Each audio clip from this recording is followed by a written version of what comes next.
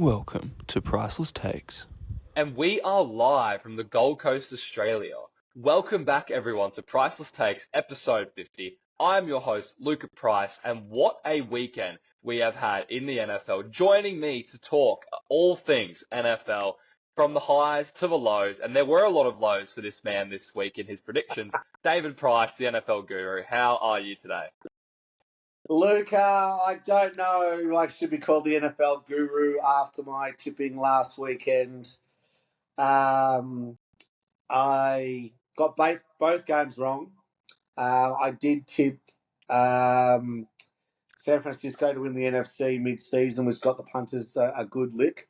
But my tip to cover the line and cover the line easy came unstuck. I was a little bit thinking, they gave him that touchdown in the end, the 49ers, which then blew the score out, made the score closer, which I didn't think they needed to give up, which they shouldn't have, which would have covered the line, which is what I tipped as well. So that was disappointing. We'll get into the game later because that's the luckiest win in all the years I've been watching the NFL and tipping and betting on sports. That's the most freakish win coming off the face mask. I've never got so many texts in my life. And I did say load up to everybody at the $4.60 on the lines when he didn't go for the field goal. Dan Campbell, talk about that as well again, because that's the worst coaching performance I've seen in a half. We'll talk about that again later. But I must say the guru did get it wrong and you got it right. So credit to you, the young buck. He's starting. Yeah, listen, I'll happily take the title for this week. I know you gloat all about yourself shortly. So I'll give you a little rap before you just carry on about how good you are, because Lamar did let us down. But again, I did say don't bet against champions. I said everyone to watch and enjoy and not partake in that game because it was a good game to watch and it wasn't as good as the week before. But, Mahomes, I did say last week, will he go out better than Brady? He's a true champion. So I'll hand it over to you. That was my little prelude to you telling me how good you are. Listen, David, I just see what I see, and on the weekend I saw Patrick Mahomes beat Lamar Jackson, and that's where we're going to start at this show, David. The Chiefs toppled the Ravens 17-10 and advanced their fourth Super Bowl in the last 5 years. Patrick Mahomes was 30 of 39 for 241 yards, one touchdown. Travis Kelce, arguably, in my opinion, the best game of his career, 11 receptions, 116 yards, and one touchdown. Most of these contributions coming in the first half and in the first quarter with some spectacular catches on fourth down. Lamar, 20 phenomenal. of 37. Sorry to interrupt, can you say phenomenal catches? They were phenomenal. Because Tay said, you're on a promise tonight, Travis. If you play a good game, rubbish. I'm going to put out. So Travis was super keen. And that he played enormous, and that was a super human effort by Kelce. So well done.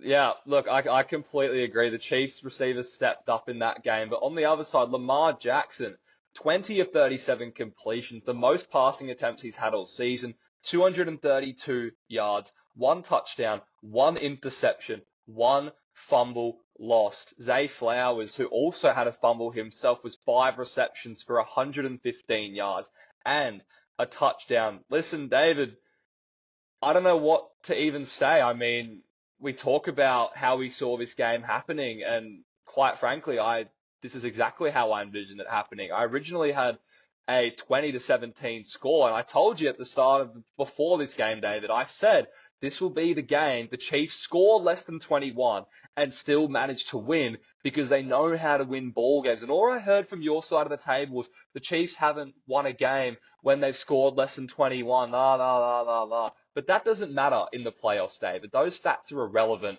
because at the end of the day, the Chiefs do what the Chiefs do. And I saw this game exactly the way that it went. I saw it coming from a mile away. And to be fair, if you take things into account, Zay Flowers had that touchdown, David, that he fumbled. And that was your 17 points to Baltimore. And I have no doubt that Patrick Mahomes would have went and kicked a game-winning or game-leading field goal when he had the chance. So really, my 20-17 score prediction was spot on if you think about it. But I want to ask you, there's a lot of elements to this game. a lot of question marks for coaching on the Ravens side too, with how they utilize Lamar in this matchup. What was the biggest reason the Chiefs won this game? Patrick Mahomes Care to and elaborate? Travis Kelce. Okay, look, I didn't think Lamar played badly, but I think they went into the game too confident, and the coaches were too confident. And this has happened in previous playoff years with the Ravens, that they're so bullish about their ability and how good they think they are, they just assume they're going to win. So did the bookies, so did the punters. They were back from $1.65 into $1.45 worldwide, which is hundreds of millions of dollars. We're not talking a million or two, we're talking hundreds of millions to push the price in 165 to 145. We're talking more than just over 30%. So, that's ginormous type of stuff we're talking about, or close to 30% anyway, which is a huge movement.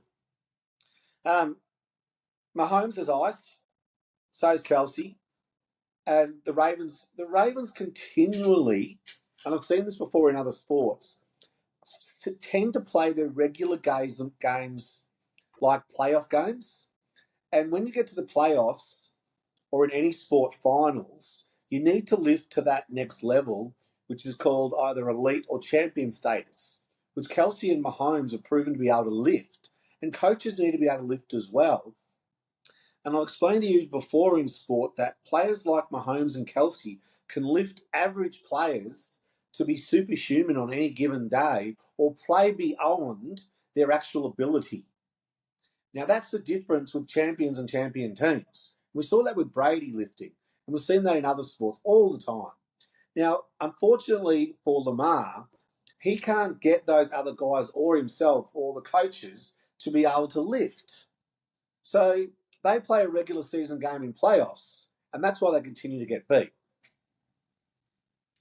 Listen, I completely agree, but if I'm being honest, I do not think that as much as as well as Patrick Mahomes played, David, they were scoreless in the entire second half. They didn't score a single point, and Baltimore only scored 3. So when I look at the biggest reason the Chiefs won this game, I say, honestly, it was the coaching of the Kansas City Chiefs with that defense. Because what did I tell you before the game, David? I said, Kansas City are going to pressure Lamar like he has not felt pressure before. Lamar Jackson on the weekend completed 41% of his passes while pressured, the lowest completion percentage he has had all season. What else did I say to you, David? I said this Ravens defense. Do you want me to wave the white flag and tell? I started the show with saying, all I'm going to do is hear about how good you are. All I'm going to do is hear about how good you are. Hang on. I've got a sheet of paper here. Look. Here we go. I'm waving the flag. All right?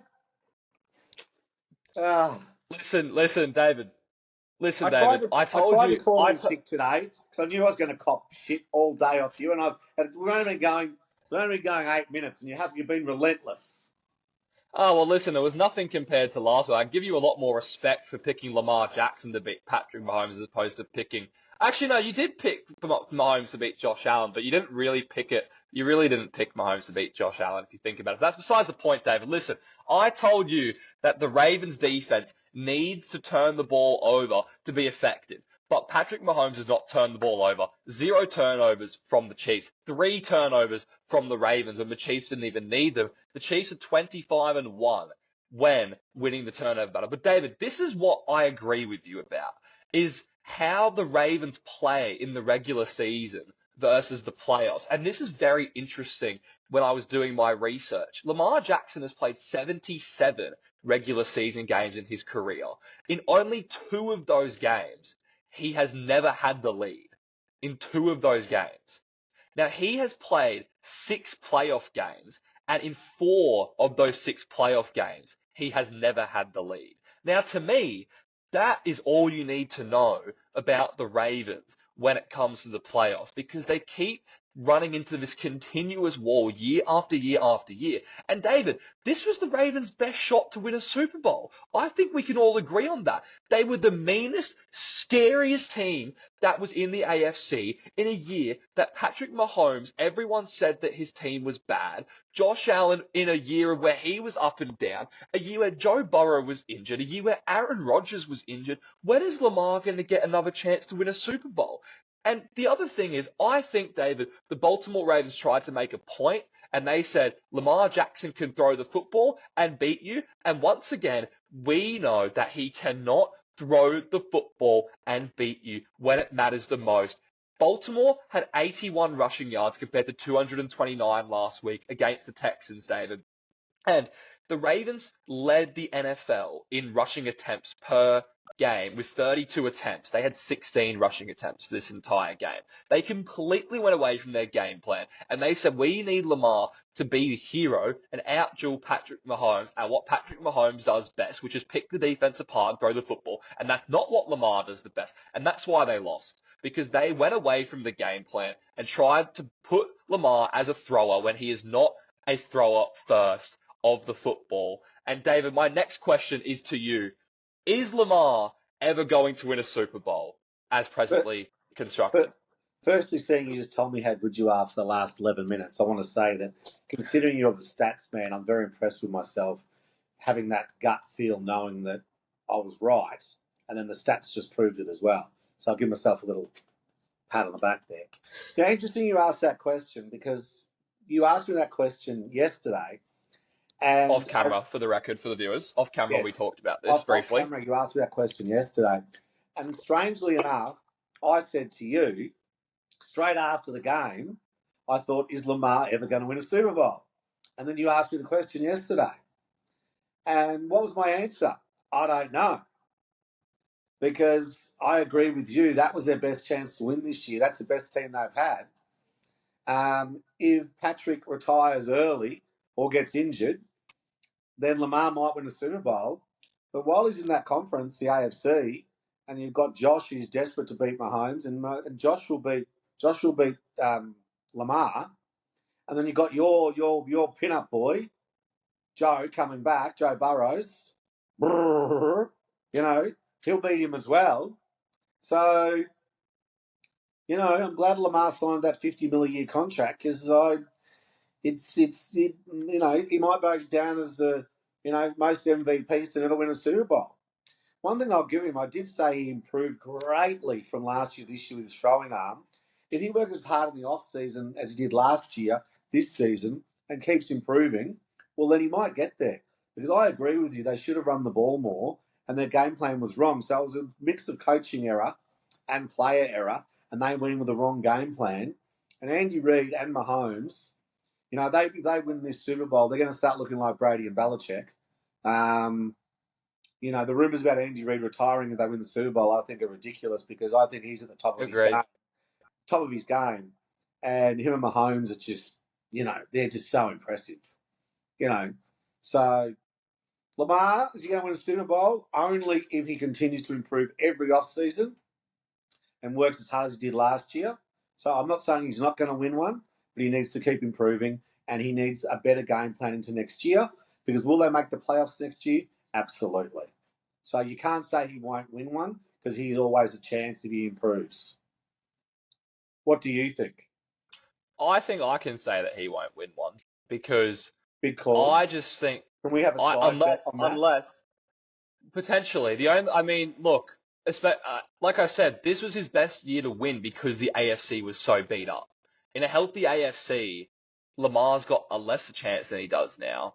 And this is the best offense he's had. This is the best team he's had. They had a historically good defense. All we talked about, David, about Lamar was he hasn't had a first-round receiver. He hasn't got these receivers. He's got one of the best tight ends in Mark Andrews. What did they do? They went and drafted Zay Flowers in the first round.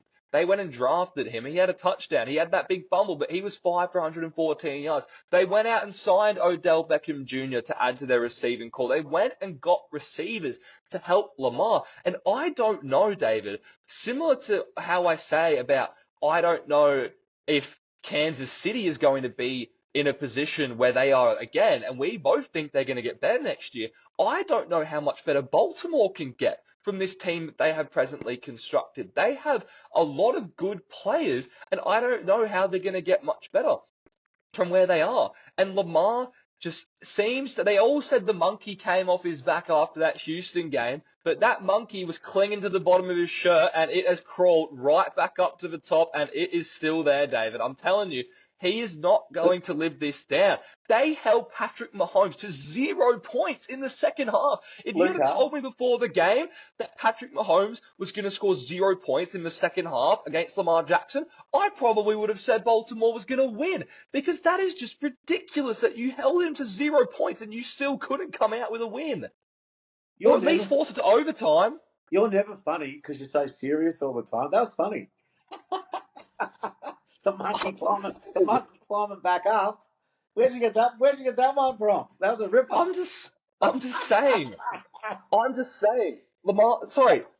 Josh isn't going anywhere, okay? Josh has beaten Lamar in the playoffs before. Joe is not going anywhere. Joe is a playoff quarterback.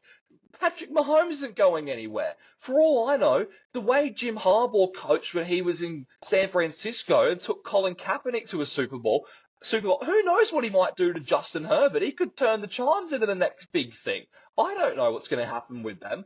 You got them in there too. Who knows what's going to happen in the AFC? But the Baltimore Ravens, this was their best year to win, and they could not do it. And unless Lamar moves to a new situation, I do not believe that he will win a Super Bowl for the Baltimore Ravens unless we see a decimated AFC like this year. But Patrick Mahomes never seems to get injured. And when he does, like he did last year's playoffs, he still went and won the Super Bowl anyway. So I do not think Lamar, which is a travesty, by the way, because there's only a handful, quarterbacks who are 2-time MVPs in this league, which is what Lamar Jackson is about to be. And it's seriously, I have a big problem with Lamar. And all I heard saying was, Lamar, he can win with this style of football. No, he can't, because he never really got tested. Under the biggest moments, when you need it the most, he came up small, like he has year after year after year after year after year. And you were on the Lamar side, you were a believer, but I simply could not have it. I had them getting knocked out to Cleveland, and then Houston ended up taking care of them, but I had them losing early in the championship game for a reason. And it took an extra game for everyone to realize that Lamar is flawed as a football player. And that is just what you see when you watch the biggest games. He is flawed as a football player. And I cannot put it to you any other way. I'm glad you're not living in America at the moment, because if Lamar was watching this or running to you in a bar, he wouldn't be very happy with the way you're bagging him. Because you're having he should play better. If he played well and won the game, then we'd be switching roles, and I'd be apologising to you, and you'd be able to gloat about how good you are. But you chose a quarterback that can't come up in the big. That's a theme with you. First Josh, now Lamar. You have some. Is it some personal agenda? Like, you seem to come up pretty big in big moments. So I'm surprised. I don't have a photo. I'm surprised the way you pick your quarterbacks. I don't have a photo of Josh beside my bed. You've got a photo of Joe beside your bed in a frame and on your wall as a poster. Okay, so don't give me a hard time about quarterbacks. You've got your little bromance going with Joe. Well, at least next time you have a bad game, I'm going to call you Lamar. Listen, I'm able to pick my quarterbacks well, and at least the other quarterback I picked in the NFC managed to make the Super Bowl too, and I've had that since day one. I know you have too, but go everyone, for the followers, go look on the Instagram to our old post. Day one, Bengals 49ers Super Bowl. Unfortunately, Joe Burrow got injured. But David, I will give a shout out to myself as well, because for those of you who did not see our Instagram post, yours truly did correctly predict the Super Bowl matchup at the start of the playoffs. I just want to put that out there. I haven't been able to find too many people online that predicted this matchup at the very start of the playoffs. I saw a fair few people predict it during the NFC and AFC Championship week, but I haven't seen too many people predict it at the start of the playoffs. So, for those of you out there that did, please give me a ring, and we can talk some real football, because you clearly got some good knowledge if you're able to pick that matchup too. Unfortunately, people are living in the prisoner of the moment. Stephen A, that's a great question. Like I said, I will do some more research, but I'm pretty sure Stephen A was definitely a Baltimore fan. as were many. But, David, listen, final thoughts on this game before we move on? I want to hear from you. I love Mahomes. He's a champion. Well done. Lamar's got to keep working in the off-season. Well done to Kelsey. And, it's funny watching Tay-Tay and Kelsey on the TV, and, good on them. I'm happy for them. I feel for Lamar, but as you say, he's got to improve. So that's sport, the highs and the lows. Just ask good old Dan Campbell had a teary in his press conference because he's gutted, and I'm sure we're going to talk about them next because you won't let me swear on the show, but that was a right royal. But how am I allowed to say, when I'm not allowed to swear? That was a right royal what? Conundrum. Right, there you go. Conundrum. I don't think that's the right word. So I'll just say F, beep, beep, beep, up. You can say What? screw up. It was a screw up. It was a mess up. Beyond. It was a Beyond. Listen, Dave. Well, I'll let you have the stage in just a second. But we do have to talk about this game because, David, the 49ers overcame the biggest NFC Championship game deficit ever, down 17 points. They came back to beat the Detroit Lions in San Francisco 34-31. Brock Purdy, Mr. Irrelevant, reaching the Super Bowl in his second year of starting, which people still don't want to give him credit for. 20 of 31 completions on the day, 267 yards, 1 touchdown, 1 interception. He also had 5 rushing attempts for 48 yards, which proved to be huge in the second half. Christian McCaffrey added 20 carries for 90 yards and 2 touchdowns. Jared Goff on the other side, 25 of 41 passing attempts, 273 yards, 1 touchdown. The Lions led 24-17 at halftime, David. They had a chance to go up 17 in the third quarter, 27-10, which I will give you the stage in a second. The only other thing I will say, David, 0-2 on fourth down in the second half, along with a turnover, and they gave up 27 straight points to the 49ers.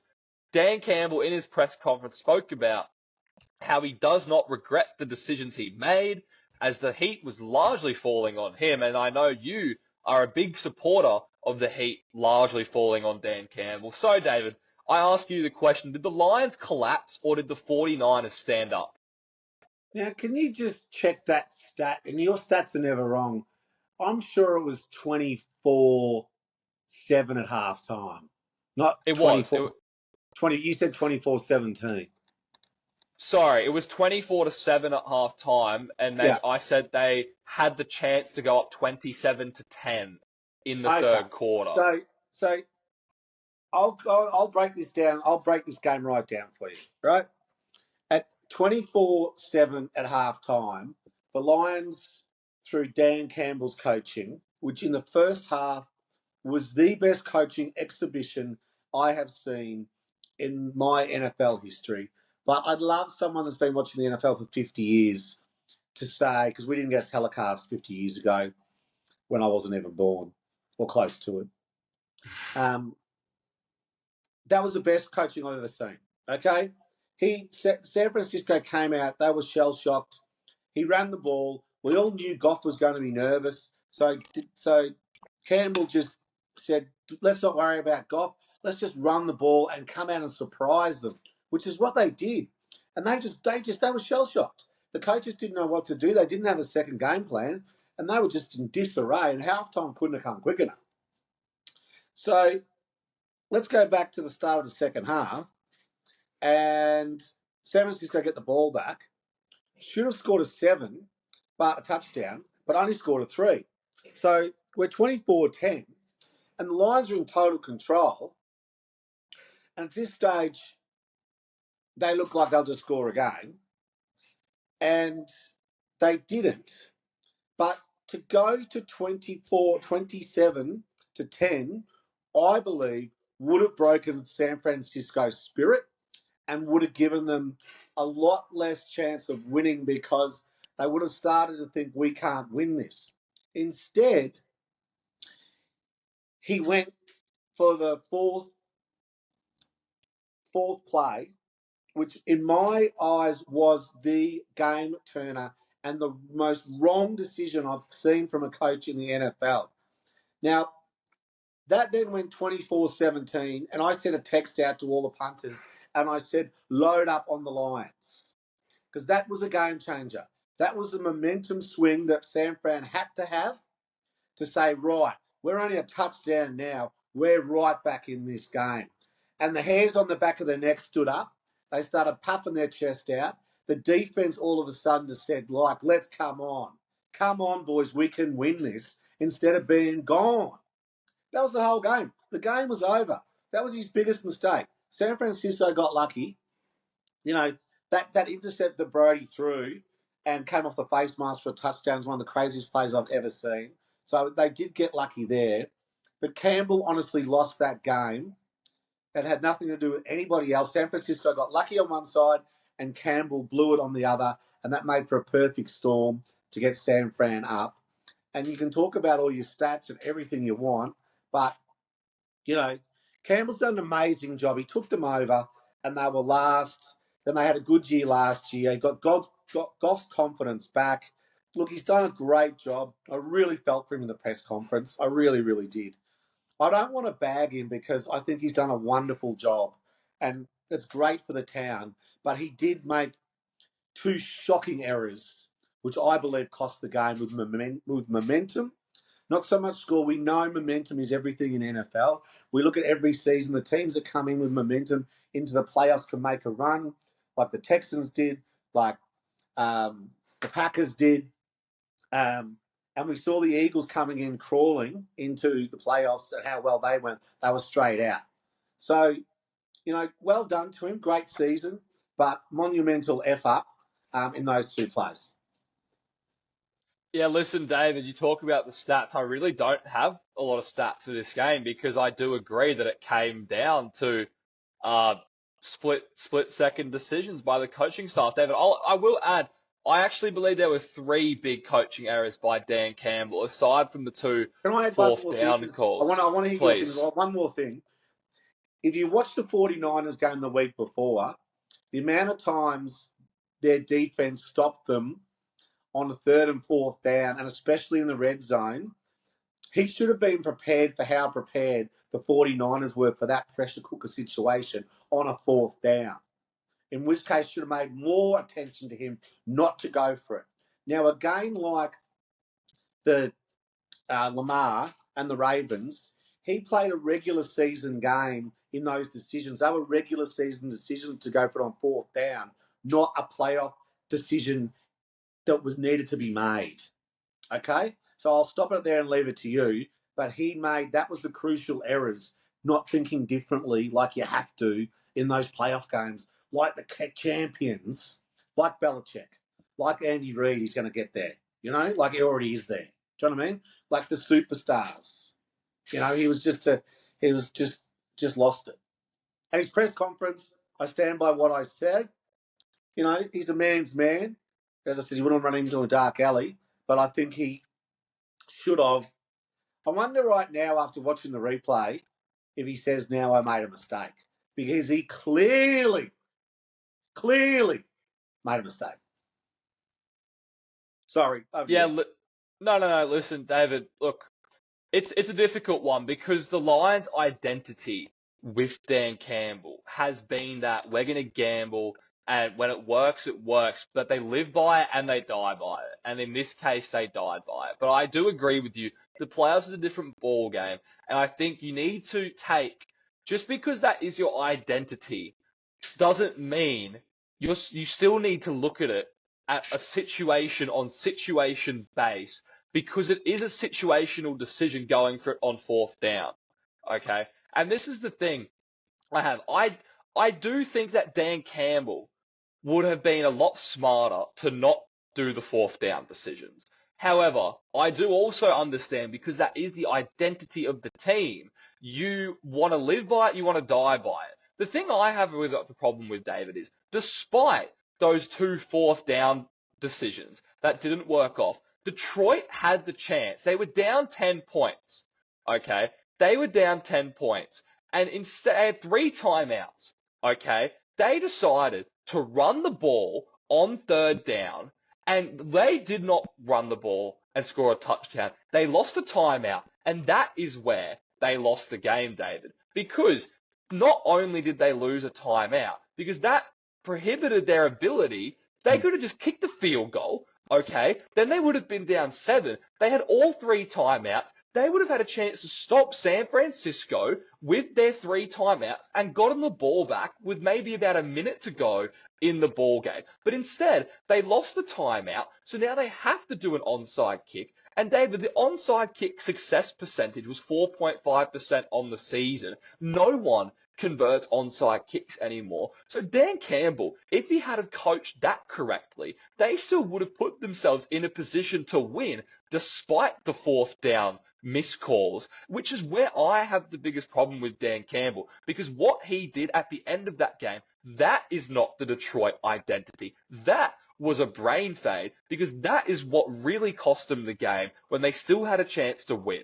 Obviously, they would have probably, well, definitely, especially at 27-10, if they convert that field goal, made life easier for themselves in that moment. But I can understand where he's coming from, because this is the identity of the team. Would I have done the same thing? No, I wouldn't have. But I understand his philosophy. What I don't understand is at the end of the game, he decided to run the ball, which he tried to catch the 49ers off by surprise. But the 49ers, like we have said, in the red zone defense, are prepared for anything. And they will switch like that and adjust to what you were doing so quickly and shut you down. That, David, is where I think the game was won and lost, because they would have given themselves a chance, but they blew it. They tried to be pretty and run the ball and catch them off guard, lost their timeout, and then it was up to the onside kick. That was where, in my opinion, Dan Campbell's biggest coaching mistake happened in that moment right there, along with the other decisions. But that's just my opinion personally. Yeah, well, as I said, he coached the first half as the best coach in the NFL, and the second half as the worst coach in the NFL. So it was tragic for the Lions. It would have been their first Super Bowl in history, and it would have been great for them. And he's either still getting drunk or sick of watching replays. But that's the one that got away. And you know what? To make a Super Bowl is very, very, very hard. Okay. Listen, that's the one that really got away. You know. I agree. Listen, I do want to talk about the 4th downs, because I believe that with the identity of the team, 4th downs are okay. But what I don't think, Dan, no, listen to this. Let me finish my point. Not in that time frame. Yes. Okay, David, just let me finish, okay? Because it's the identity of the team. But what I'm trying to say is, despite your identity, what Dan Campbell wasn't looking at, and is what you alluded to before, but I want to talk about this on a deeper level, is the momentum change that it causes. Because the same thing happened in the Kansas City game, David. This is what I had the problem with. If, for example, okay, the Lions were up by 10 points, right? They're up by 2 scores, and a field goal puts them up by 13. That's still 2 scores. If you go for it on a 4th down there, that makes sense, because even if you kick a field goal, you're still only up 2 scores. But when you're up 2 scores and you have a chance to go up 3 scores, which is what you were saying, that will demoralize the other team. And the same thing, Kansas City did this in the first quarter of Baltimore. They were up 7 points. They had 4th and half a yard. If they kick the field goal, 10-0, they go up 2 scores. If they take the 4th down, get the 4th down and score a touchdown, they're still up 2 scores. So the Kansas City made the same error too, but it didn't cost them. One, because it was only in the first quarter, and because it was a low-scoring game. But David, they got that 4th down play, okay? If they had have just kicked the field goal, Purdy wouldn't have got that freakish play where it hit the player on the helmet and bobbled back up. And then what happened after that? Jahmyr Gibbs fumbled the ball in the first play. That's bang, bang, touchdown after the fumble. That's bang, bang, bang. Right in the breadbasket. But David, I don't believe that fumble occurs if Dan Campbell takes the field goal on 4th down. I believe maybe just the way Goff was playing, he didn't look like throwing an interception. I thought, and credit to Jared Goff, he played very well. And despite him not winning the game, I understand with the whole the whole pressure thing. But the thing is, we can't penalise Goff for having a good No. offensive line. And he still did get a bit of pressure. Nick Bosa had 2 sacks on him. So, listen, Yeah. I want to give huge credit to Jared Goff because I think that he has proven a lot of people wrong in this playoff run. And at least me, obviously I still think the Rams won that trade, but I do not think they won that trade by as big of a margin as a lot of people think with what Goff has done this year. But back to my original point, before we talk about Brock Purdy, because I really want to talk about Brock Purdy in this game, David. We have to hurry up because we'll need an hour to talk about Brock. Well, look, I will agree, but Dan Campbell, the momentum is what was the biggest result. And is what you said before, but I think it's important to talk about how that momentum actually changed. Because realistically, from a field goal, that's 3 points. Then they lose it. So it's 7 points, 10 points. That's your 17 points right there. That's your 17-point swing just from that one decision. And then obviously again to tie it up later. But look, at the end of the day, I think Dan Campbell deep down, I say he's because obviously if he admits defeat and admits regret, that's going to send a message to the locker room. Deep down, I think he wishes that if he got it back, at least one of those 4th down attempts, if not both, I think he would have done differently. I guess we'll never know, but that's just what I believe. Agreed. Now, Brock Purdy, David. We saw him have a performance, again, a shaky first half, but in the second half, he came alive. I thought last week he had one good drive at the end to bring them home that game, but he had an amazing second half to bring home that game. Because at the end of the day, despite the help that he got from Dan Campbell, the ball was still in his hands and he still made those plays. How do you rate Purdy's performance, David, in this game overall? I don't rate Purdy. I don't rate Purdy all season. I tipped San Francisco to win. I thought Purdy would improve. Purdy hasn't improved, and I don't rate Purdy. He gets the yips so badly in the first half, the game can be over. He had a tremendous second half. Everyone keeps saying, as he silenced the critics. Some people say he has, some people say he hasn't. I'm in the hasn't league. I saw him use his legs and run the ball. That was fantastic. I was on San Francisco and all my followers were for tons of money. So, yeah, I'll give him credit. But the first half, he got so lucky with so many passes. He hasn't got there for me. If he wins the Super Bowl because of his defense, he needs to improve. He needs to work like Lamar in the off-season. Look,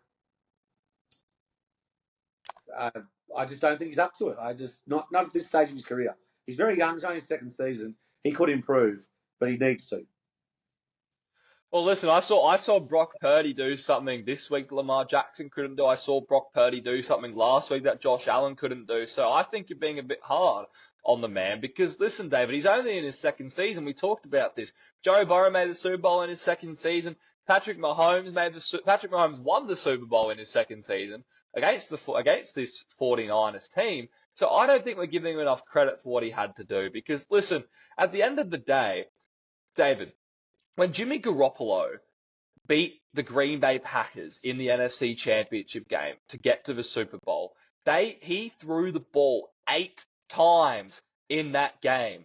They flat out just said, we do not trust you, Jimmy, and we can win running the football down Green Bay's throats. They do not have that same luxury with Brock Purdy, and they need Brock Purdy to throw the ball to win games, and that's what they did. He had 31 pass attempts, and he needed to have the 31 pass attempts, and the same thing last week.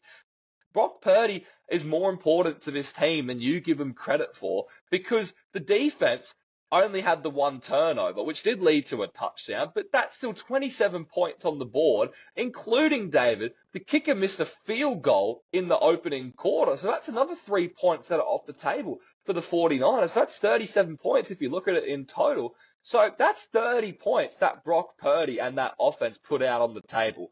And I understand that he has a great team around him, but in the same way that I say we can't penalise Jared Goff for having a good offensive line, we can't penalise Brock Purdy for having a good it's not his fault, but he still makes the plays, and he did enough to win the game. David, Would you rather? David, this biggest comeback ever. Even from Kyle Shanahan, he was 0-30 in his career until last week when trailing by 5 or more points in the fourth quarter. He's won the last 2 games doing that. They are rewriting the narrative before our very eyes. And I think Purdy needs some more credit than what he's getting, because it's not like he's not just sitting back like Jimmy Garoppolo did, handed the ball off and said, run the ball. He's actually doing it. Would you rather Patrick Mahomes or Brock Purdy as the quarterback for the San Francisco 49ers in 2 weeks? I would obviously rather Patrick Mahomes. What's your point? My point is that Purdy has got a long way to go. You reckon Lamar's flawed? Lamar's got bigger balls than Purdy, okay? Because Purdy is a scared little 22-year-old in that first half. And Purdy's in the Super Bowl, and Lamar's going to be watching chips and watching Purdy in the Super Bowl. So, you can slice it the way you want. Look, as I said, Purdy just comes out too nervous for my liking in the first half. He gets it together in the second half when he gets his rhythm. If he wins the Super Bowl, I'll have to eat my words. But I'm just saying I don't think he's a complete player like a Mahomes or a Burrows or an Allen. We're going to find out how good Herbert is this year. Hurts, if they have a better year, he's a superstar quarterback. I'd rather Goff. I'd rather Goff in that team than Purdy. So, I don't know where Purdy sits in my level of things, but at the moment, he's way down in the ranks. No, see, I actually disagree because, look, what we saw Brock Purdy have to do at this game, David, is the Lions did get pressure on the 49ers. And what did Brock Purdy do? What about his Jared Goff has no legs, David, so I completely disagree with that statement. Brock Purdy think about it like this. Brock Purdy had more impact running the football in this game than Lamar Jackson did against the Kansas City Chiefs. And that is scary when you think about it. Because Brock Purdy got them out of many situations. You're right in what you're saying, but I just think he's a long way off a champion to win a Super Bowl. If he comes out and plays 2 halves like his second half, I'll eat my words. Okay. Well, Patrick Mahomes scored 0 points in the second half, and no one's saying that he played bad. His aura. What do you mean he held them together? Brock Purdy has no aura. Brock Purdy has no aura. History. Brock Purdy has no aura. How did he not hold them together? He made them have the biggest comeback in NFC Championship game history, and Patrick Mahomes scored 0 points in the second half, and he held them together. I'm just saying I don't rate him. Right? Look, I think your criticism's too harsh. Listen, for how much you talk about Josh. My criticism's too harsh. What about you bagging Josh the Man Allen? Right? Because look in the mirror. Have a look in the mirror. Who would you rather play for San Francisco next week? Would you rather Josh Allen or Brock Purdy? That's a great question, David. And you know what my answer to that is? Allen, you need to end the show. You know what my answer to that question is, David? You know what my answer to that question is? You should ban yourself from being a host of a YouTube show if you tell me Purdy over Josh. David, how many game-winning drives has Josh Allen had in the playoffs this postseason? I don't care. Who would you rather have, Josh Allen or Purdy? Answer my question. I asked mine first. The answer to your question comes from the answering of my questions. Well, you're the stats man. I'm just the guru tipster. So you tell me. Well, my stat says that Josh Allen's 0-5 against Patrick Mahomes and Joe Burrow, and Brock Purdy's got the chance to go one up on Patrick Mahomes in the Super Bowl. He hasn't done it. What are you going to say then? You answer my question. Would you rather Josh Allen in that 49ers sign or Brock Purdy? Well, listen, like I said, I've seen Brock Purdy do something that I've never seen. I have seen Brock Purdy do something I have never seen Josh Allen done. So in the regular season, give me Josh Allen. In the regular season, give me Josh Allen. You are telling me I need you to go score a touchdown with the game on the line. Give me Brock over Josh. You don't answer the question because you know I'm right. I just said, if you give me Brock and Josh and say the game is on the line, go and score a touchdown, Give me Brock any day of the week over Josh Allen You because need to Josh resign. cannot You go need to and do it in the resign. playoffs. You need to Not do it in resign. the playoffs. You need to resign. No. No. No. You need to resign Josh yourself. cannot do it in the playoffs year after year after year after year after year after year.